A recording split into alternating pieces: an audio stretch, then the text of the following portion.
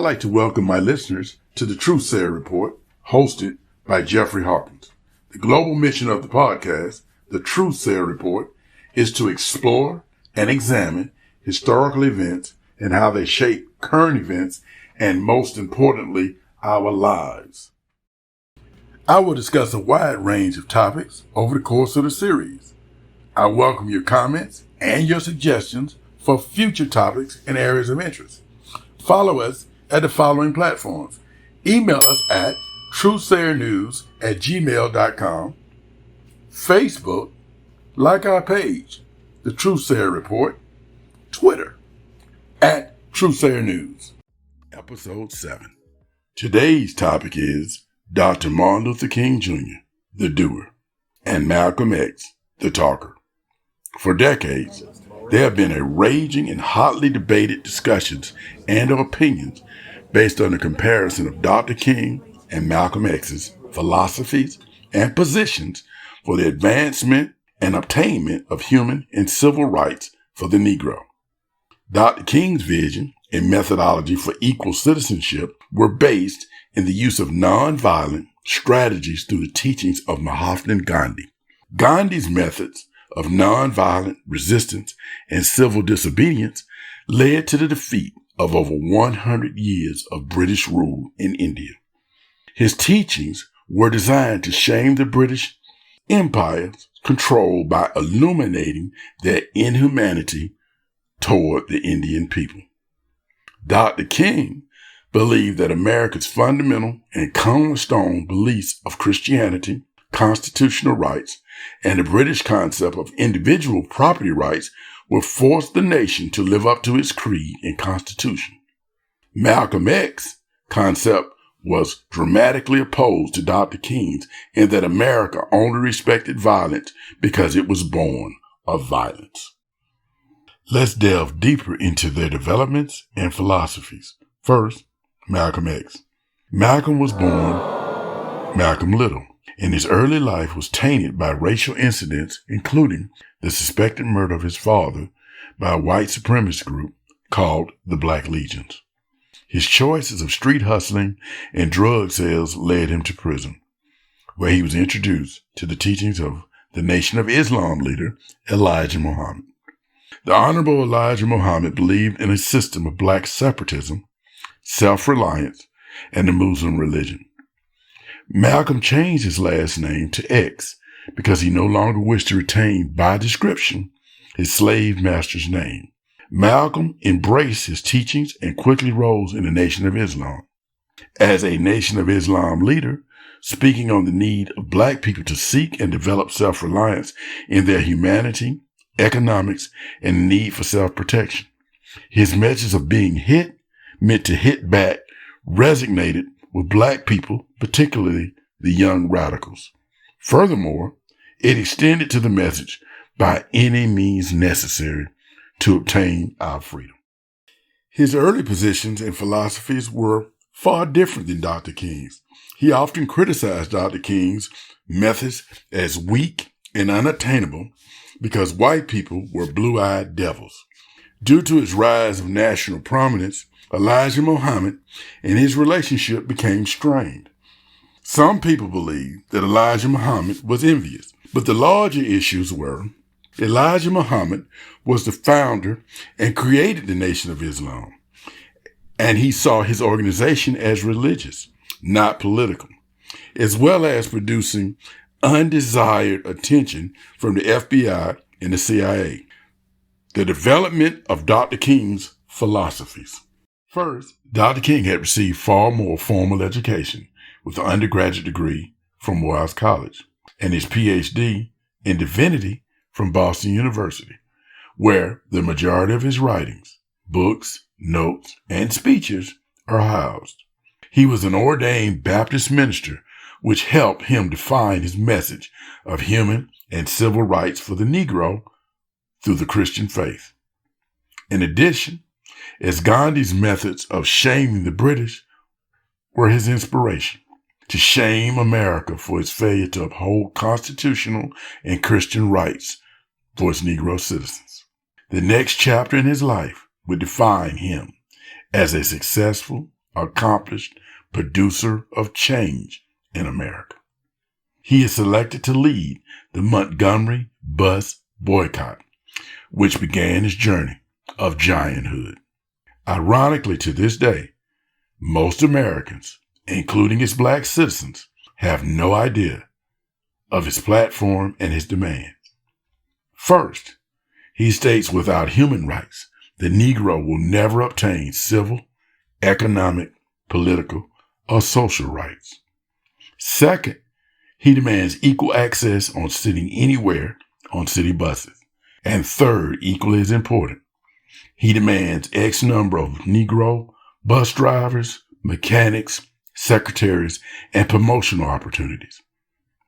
After 13 months, victory was won, which in later years would lead to the explosion in black employment and public mass transportation throughout the country, particularly the South. Atlanta's MARTA and Washington, D.C.'s Metro are two of the nation's largest systems.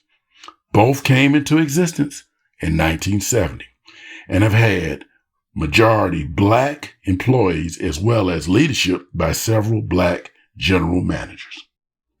Next, he helps to form the Southern Christian Leadership Conference, the SCLC, and becomes its first president. He and the SCLC began a series of numerous civil rights victories. In 1960, he led the Atlanta Sit-In campaign, which ended desegregation of downtown businesses and restaurants. In 1963, the Birmingham campaign, which led to the elimination of Jim Crow laws, mass employment of blacks in the downtown stores, and the firing of Police Chief Bull Connor. You're fired. In addition, his jailing led to the inspiration of the letter from a Birmingham jail. Also, in 1963, he led the March on Washington, where he delivered his most famous and one of America's greatest speeches, 100 years after the Emancipation Proclamation. The Negro is still not free. Ironically, the American media changes the name of the speech to I Have a Dream. In 1964, the St. Augustine campaign successes lead to the passing of the 1964 Civil Rights Act, including reducing racial discrimination in hotels and motel accommodations. In 1965, the Selma voting rights efforts began to be known as Bloody Sunday, forced America to witness its failure to its black citizens. The 1965 Voting Rights Act is passed by the United States Congress. Later, Dr. King became a champion in the war on poverty, aka the Poor People's Campaign. He helped to convince President Lyndon B. Johnson to start and fund the massive social economic programs designed to reduce poverty and suffering of all poor American citizens. His strategies included the necessity for the employment of tens of thousands of workers to implement and serve the programs. Again, his efforts led to another explosion in black employment at the federal, state, and local levels. This is a major achievement not known by the masses, which helped to create the economic conditions and form the creation of the black middle class. In addition, he developed the Operation Breadbasket program in Chicago, which became the precursor to affirmative action. Also, in his push for the Poor People's Campaign, he requested a guaranteed basic income for all Americans, universal health care, labor law rights, and his open opposition to the Vietnam War, which he felt was morally wrong and took away tens of millions of dollars from needy American citizens. Again, because of Dr. King's ministry training, his organizational skills, along with the building of allies, led to the alliance of the Big Six, the NAACP, the National Urban League, the Brotherhood of Sleeping Car Porters, Student Nonviolent Coordinating Committee, known as SNCC, and Corps of Racial Equality, also known as CORE. and of course, the SCLC.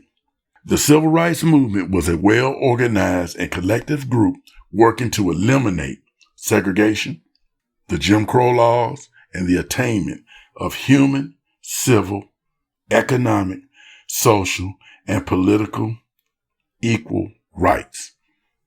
Malcolm X split with the Nation of Islam and went to Mecca on a spiritual journey. During his time of reflection, he embraced the more traditional message of Allah and began practices of the Sunni traditional Muslim teachings. He came to accept that violent means would not lead his Negro people to equality. Moreover, America would never grant a land territory and provide financial assistance in order for the Negro could become self-sufficient and, more importantly, thrive. Malcolm X's importance to the Black civil rights movement was symbolic. His desires for Black people to develop self-respect, self-sufficiency, and equality are all to be appreciated and respected. However, he never formed an organization which was credited with the elimination of segregation, Jim Crow laws, or enacting federal, state, and or local legislation that enhanced the lives of Black people. Dr. King's legacy is quite different. Thus, he was the architect and the implementer of change, aka the doer. Well, in the final analysis, action speaks louder than words. Thank you for listening to the TRUTHSAYER Report.